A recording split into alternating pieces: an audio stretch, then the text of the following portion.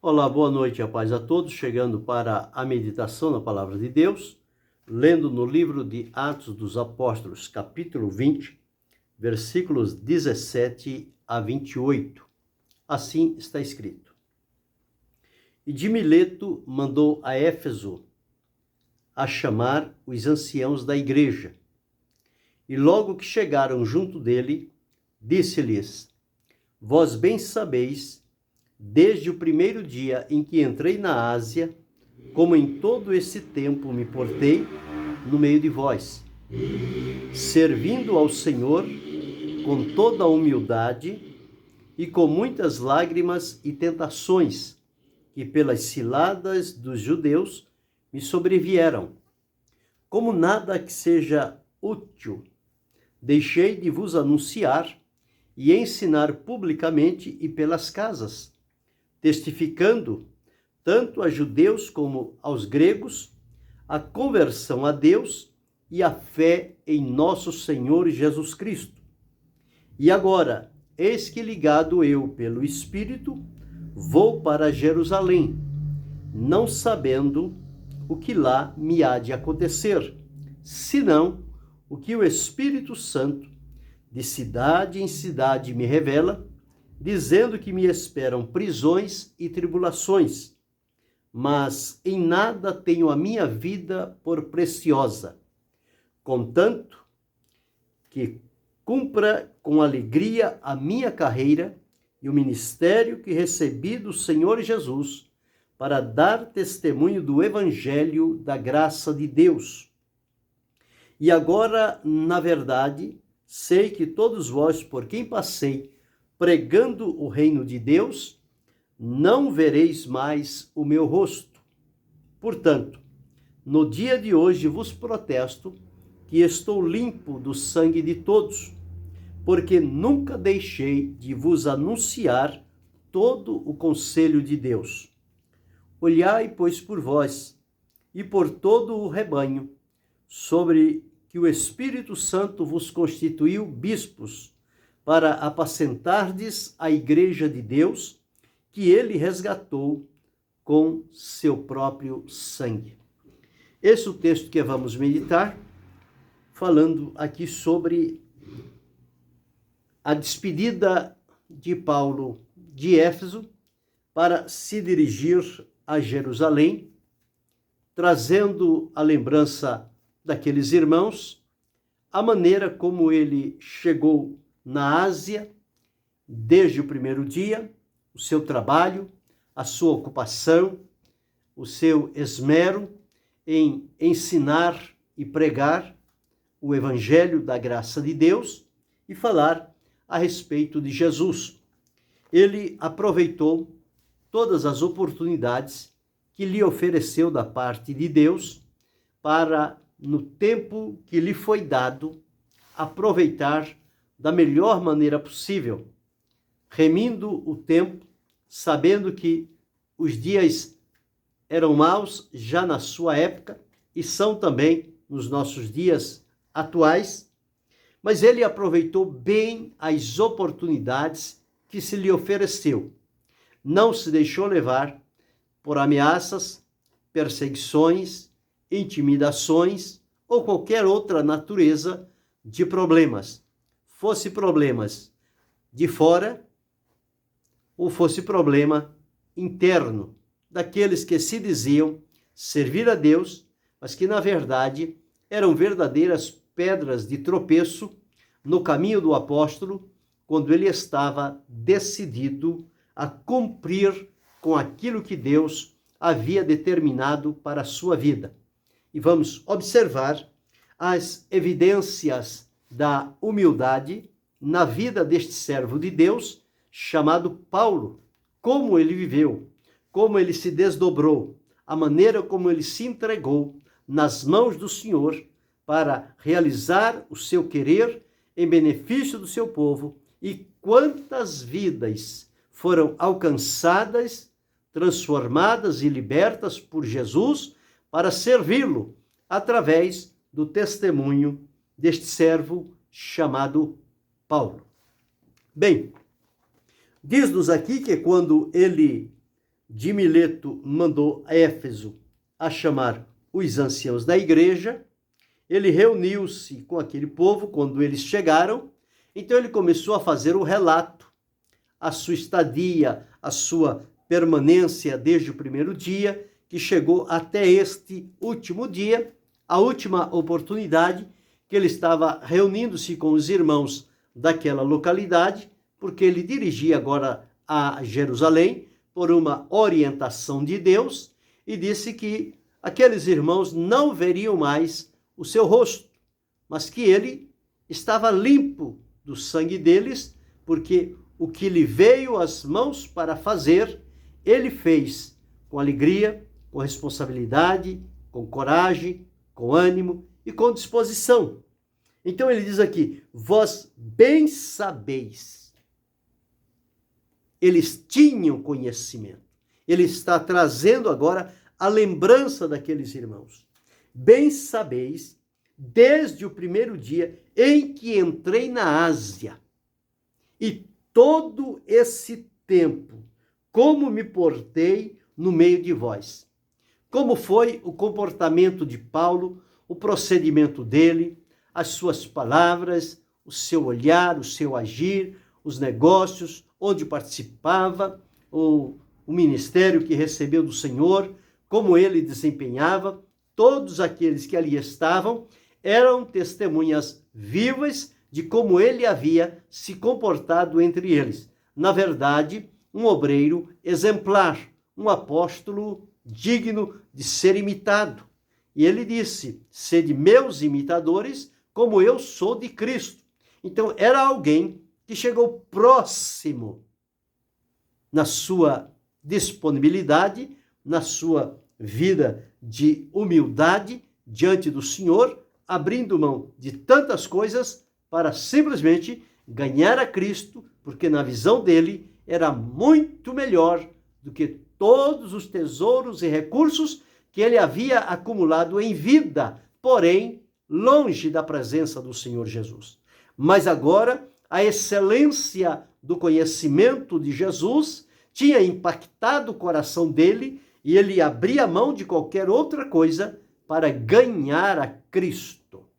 Viveu com este propósito, com esta finalidade, com esse direcionamento, do primeiro dia ao último, centrado na pessoa de Cristo, procurando torná-lo conhecido, principalmente nos lugares aonde ele ainda não tinha sido anunciado. Ele procurava estes lugares para ali começar a proclamar o evangelho da graça de Deus e da salvação por meio de Jesus Cristo. E no versículo 19, ele diz, servindo ao Senhor com toda humildade. Ele aqui não estava se vangloriando, ele estava dizendo como foi o procedimento dele entre aqueles irmãos. Ele jamais ambicionou coisas altas, ele jamais exigiu daqueles irmãos que eles ficassem à mercê, à disposição dele, para servi-lo naquilo que ele tivesse necessidade e para cumprir os seus desejos, os seus gostos, as suas solicitações. Não, Paulo não se aproveitou daqueles irmãos. Paulo viveu como um deles ali, servindo a Deus com temor e tremor, com verdade, sinceridade e pureza de coração. Ele não olhava as pessoas como meio de adquirir vantagem para si, coisa que vemos rotineiramente nos nossos dias. As pessoas querem aproveitar-se das pessoas e tirar delas o que elas têm para benefício próprio. Mas Paulo não. Ele entendeu que ele recebeu de graça do Senhor Jesus e ele estava transmitindo gratuitamente esta palavra de vida, a proclamação do evangelho, e ele não tinha nenhum intento em tirar das pessoas o que elas tinham alcançado. Mas a vida dele foi servir com toda a humildade, e ele também não se mostrava alguém inatingível. Ele viveu todas as emoções da vida, do sofrimento, o que é servir a Deus, como servir a Jesus, como obedecer a Ele e o que é que se apresenta no caminho de quem se dispõe a servir a Cristo.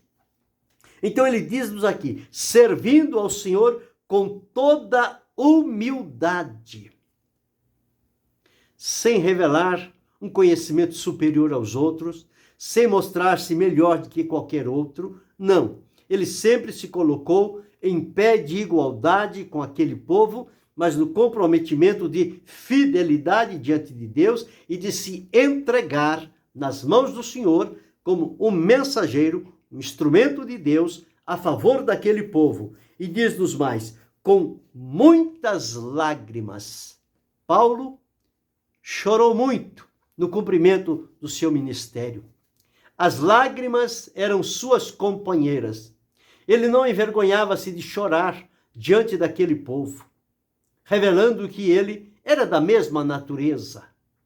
Não era alguém que vivia num outro nível, numa outra esfera distante daquele povo. Ele vivia na mesma medida que aquele povo e, portanto, ele tinha estes momentos de choro. E diz-nos mais, e tentações. Quantas tentações ele enfrentou, à semelhança de Jesus. E ele diz que as tentações que vieram a ele foi pelas ciladas dos judeus que procuravam de todas as maneiras atingir a Paulo e fazer com que ele desistisse do caminho de servir a Jesus. Então, estes judeus, que eram os conterrâneos dele, os patrícios dele, da sua linhagem, mas eram contrários à vida que ele estava levando agora, servindo a Cristo com toda a humildade. Mas em todas as tentações pelas quais ele teve que atravessar, ele não cedeu. Ele permaneceu firme e venceu todas elas. Como nada que útil seja, deixei de vos anunciar e ensinar publicamente e pelas casas. Ele não se deixou levar pelo sofrimento para ficar se lamentando, injuriando, murmurando, reclamando. Não. Ele enfrentava todas estas coisas, mas a palavra de Deus estava livre, tanto na boca quanto no coração dele. E ele diz, como nada que útil seja. Quer dizer, não houve nenhuma outra coisa que serviu de obstáculo e impedimento para que eu deixasse de anunciar a vocês a palavra de Deus. Mas ele disse, por nada eu deixei de anunciar e de ensinar publicamente e pelas casas. Então ele aproveitou todas as oportunidades. Nas casas, ele ia encontrar a pessoa no seu refrigério, no seu habitat, no seu lugar costumeiro. E ali ele teve a oportunidade de apresentar Cristo para aquelas pessoas, como também publicamente, nas praças, nos mercados, nos locais onde as pessoas se reuniam, nas sinagogas, no Areópago, enfim, várias oportunidades se apresentaram diante dele e ele procurou aproveitar todas elas da melhor maneira possível e a sua mensagem era um tema só, apresentar a Cristo para aquele povo. Então a mensagem de Paulo era uma mensagem puramente cristocêntrica. Ele entendeu que era isto o que o Senhor queria que ele fizesse e ele cumpriu a risca. Ele limitou-se a esta mensagem cristocêntrica, testificando tanto aos judeus quanto aos gregos, não fazia acepção de pessoas. Quem encontrasse pela frente, ele ia pregar o evangelho. E o que ele pregava? A conversão a Deus e a fé em nosso Senhor Jesus Cristo. Então, este era o itinerário dele, por onde passasse, a quem encontrasse, não somente judeus, mas gregos e qualquer outro, ele estava sempre pronto para testificar a estas pessoas sobre a conversão a Deus e a fé em nosso Senhor Jesus Cristo. esta fé para a salvação. E continua dizendo, terminando esse relato, ele diz, agora eu, ligado pelo Espírito, vou para Jerusalém, não sabendo o que lá me espera, senão prisões, não sabendo o que lá me há de acontecer. Ele ia para um outro lugar, ele diz, não sabendo o que lá vai me acontecer. Mas ele tinha certeza que alguma coisa, como ali na Ásia aconteceu, em Jerusalém, para este caminho, iria acontecer a mesma coisa. Quem serve a Deus não está livre de tribulações, de perseguições, de ameaças, de lágrimas, de ciladas dos inimigos para tentá-lo, desacreditá-lo e desanimá-lo de servir e cumprir a vontade do Senhor. Ele disse, não sabendo o que lá me há de acontecer, senão o que o Espírito Santo de cidade em cidade me revela. Então, era o Espírito Santo que comandava, que dirigia, que orientava a vida deste apóstolo Paulo para cumprir a vontade de Deus. Ele dizia assim, não, que o Espírito me revela, dizendo que me esperam prisões e tribulações. Por aqui eu passei por esse sofrimento. Para onde eu vou, o Espírito me revela que estas coisas vão continuar acontecendo. Mas querem saber qual é a minha decisão, o meu ponto de vista? Ele diz aqui no versículo 24, mas em nada tenho a minha vida por preciosa, contanto que cumpra com alegria a minha carreira e o ministério que recebi do Senhor Jesus, para dar testemunho do Evangelho da graça de Deus. Ele sabia que ia enfrentar problemas e dificuldades, mas ele diz, em nada eu procuro livrar a minha vida, em nada eu a tenho como mais preciosa do que o compromisso de fidelidade a Deus, de proclamar a sua palavra. Em nada tenho a minha vida por preciosa, contanto que cumpra com alegria. Embora sofrendo, mas demonstrando alegria, que com alegria cumpra a minha carreira e o ministério que recebi do Senhor Jesus. Quem deu ministério a ele foi o Senhor Jesus. Ele recebeu diretamente de Jesus esta importante missão. E diz, de dar testemunho do Evangelho da graça de Deus. Este era o importante trabalho que ele estava realizando. E ele diz àqueles irmãos, eu sei que todos vocês, por quem eu passei pregando o reino de Deus, não vereis mais o meu rosto, porque eu me dirijo para um outro lugar e de lá, segundo a orientação de Deus, ele iria obedecer. Então, mas ao dizer isto, ele agora, então, apresenta o resultado. Ele diz, portanto, no dia de hoje, vos protesto que estou limpo do sangue de todos. Eu não tenho comigo nenhuma culpa, nenhum peso na consciência ou no coração por deixar de falar a este ou aquele ou anunciar a Jesus. Mas ele diz, porque nunca deixei de vos anunciar todo o conselho de Deus.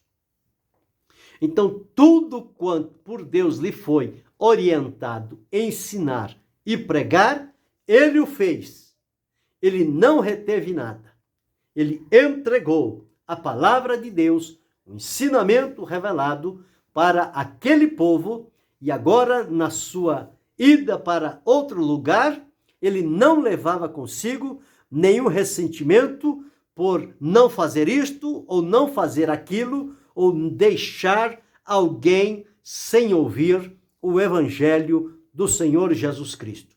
ele procurou anunciar de todas as formas e maneiras, sempre procurando ganhar alguém para Cristo, levar as pessoas a estarem em volta de Jesus para servi-lo com graça, com alegria, com gratidão, com pureza, com verdade e com santidade. E no último versículo que li, depois o capítulo segue com outras coisas, ele diz: olhai por vós mesmo e por todo o rebanho, sobre o qual o Espírito Santo vos constituiu bispos para apacentardes a igreja de Deus, que ele resgatou com seu próprio sangue. Encarregou aqueles líderes que ali se reuniram, que pesava agora sobre os ombros dele a continuidade da obra de Deus naquela cidade. Paulo veio até ali, aonde ele foi permitido por Deus. Agora ia para uma outra localidade e aqueles líderes que foram ali, eles agora ficaram encarregados de apacentar a igreja de Deus que ele comprou com o seu próprio sangue. Então a igreja não ficou no vácuo, não ficou no vazio. Não, Paulo vai embora e não tem quem assuma o lugar dele. Não. Deus não é irresponsável. Quando Deus remove a pessoa de um lugar para o outro, ele já tem alguém preparado para ficar no lugar daquele que ele está direcionando para uma outra cidade. Não tem problema de vaga, de faltar pessoas para cumprir determinada função. Deus sempre prepara alguém. Observe que quando Moisés estava já para terminar o seu trabalho, Deus tinha preparado Josué. Quando Elias estava terminando o seu trabalho, Deus tinha preparado Eliseu.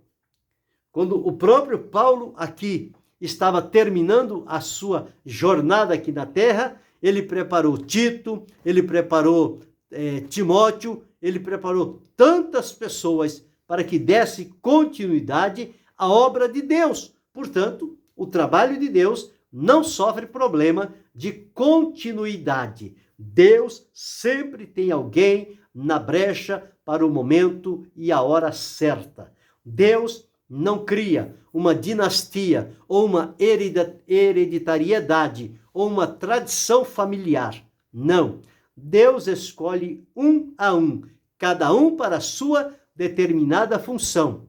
E quando obedece à orientação e à direção de Deus, os resultados acontecem, o crescimento se mostra, vidas se voltam para Cristo e o nome do Senhor será para sempre glorificado.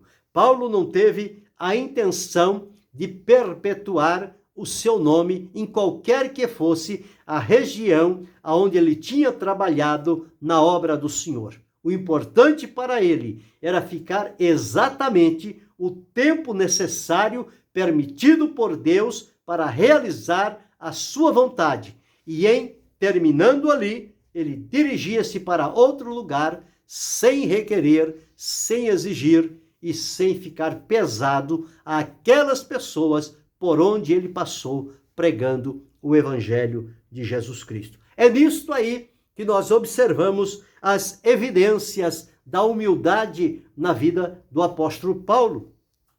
Um homem sábio, culto, coerente, mas que abriu mão de muitas coisas para não ser pesado a ninguém.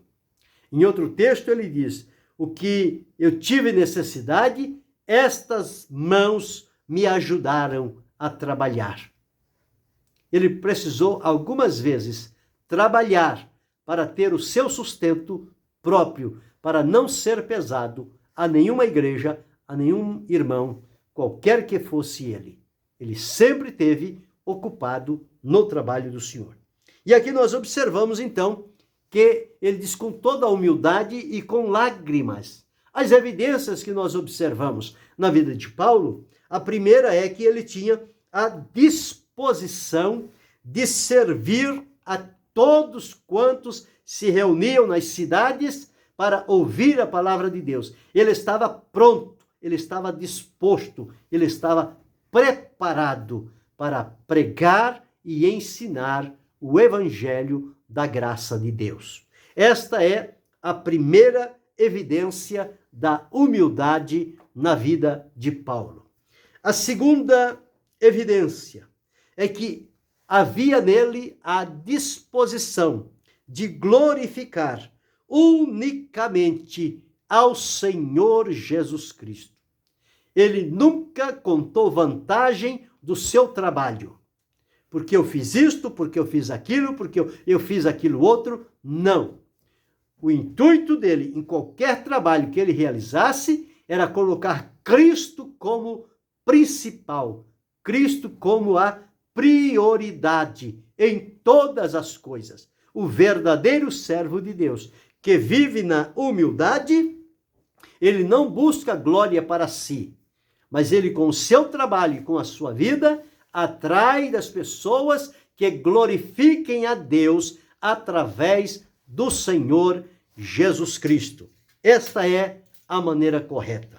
A terceira evidência da humildade na vida de Paulo, nós encontramos a disposição de ser ensinado.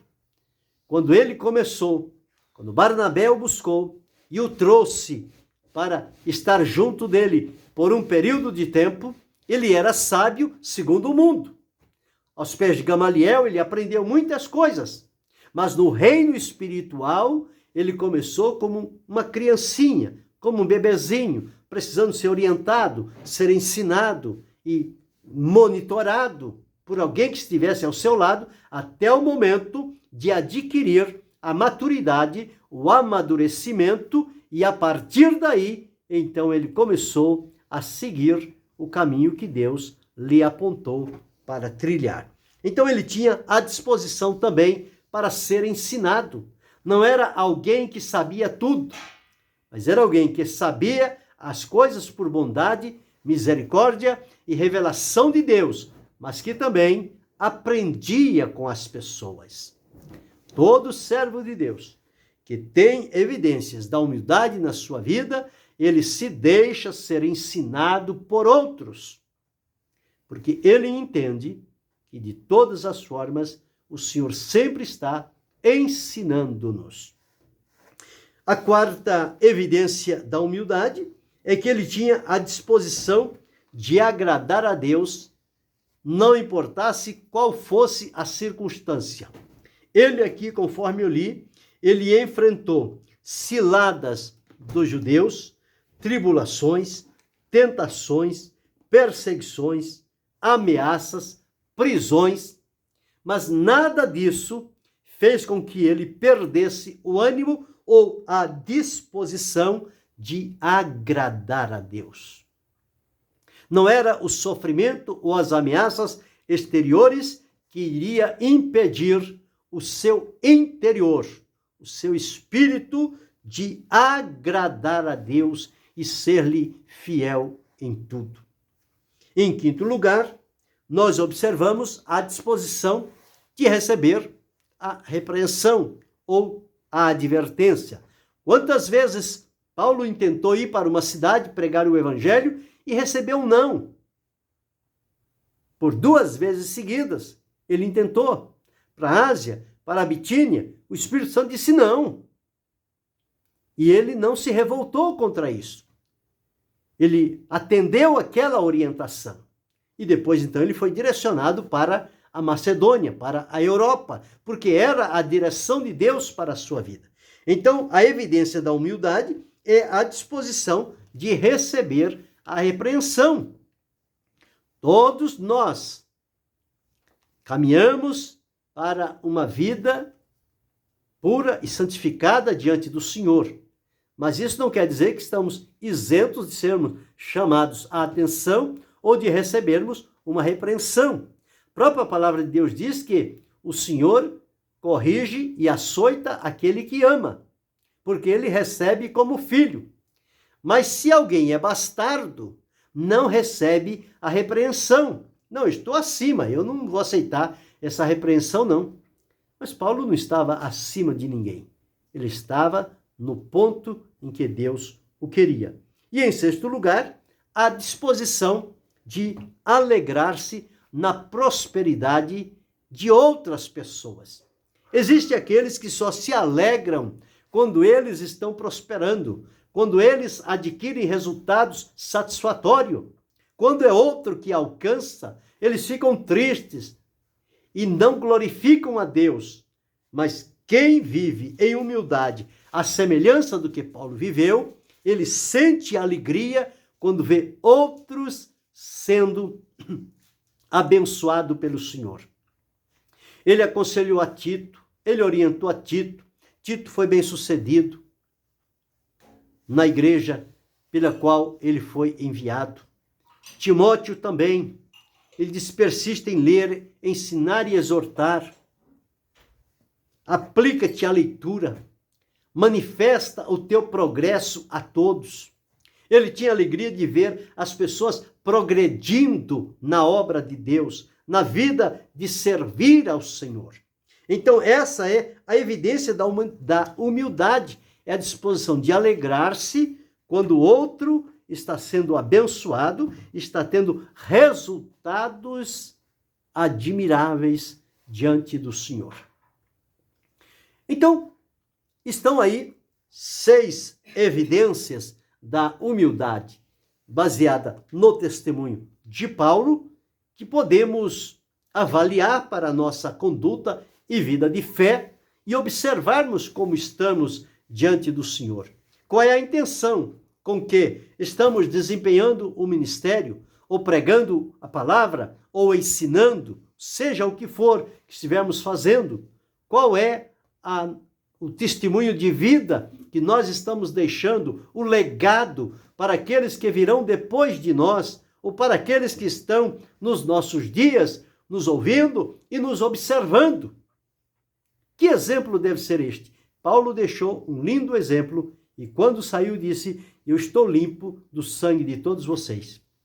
Eu nunca deixei de vos anunciar todo o conselho de Deus. Que testemunho maravilhoso. Uma pessoa que não deixou nada para trás. Cumpriu à risca o que recebeu de Deus para fazer. E o fez com alegria, com gratidão. Então, observamos 6 evidências da humildade na vida de Paulo. Repassando. Primeira evidência, disposição de servir a todos. Segunda evidência, disposição de glorificar a Cristo. Terceira evidência, disposição de ser ensinado. Quarta evidência, disposição de agradar a Deus em qualquer circunstância. Quinta evidência, disposição de receber a repreensão. Sexta evidência, disposição de alegrar-se na prosperidade de outro. Glorificar a Deus por resultados de outros que estão à nossa volta. Que possamos observar isto e fazer da nossa vida e trabalho uma análise. Como estamos procedendo? De que forma a nossa vida ficará marcada no trabalho que realizamos em nome do Senhor Jesus? Que possamos praticar e que estas evidências sejam naturais no nosso viver, no nosso dia a dia, servindo a Jesus, glorificando-o, seja pelo ensino, seja pela pregação, seja com sofrimento, seja com lágrima, seja com ciladas, seja com artimanhas, não importa. O importante é continuar estando à disposição do Senhor nosso Deus para cumprir o seu querer e a sua vontade. E que Deus continue a abençoar-nos em Cristo Jesus, não só hoje, mas para todo sempre. Amém.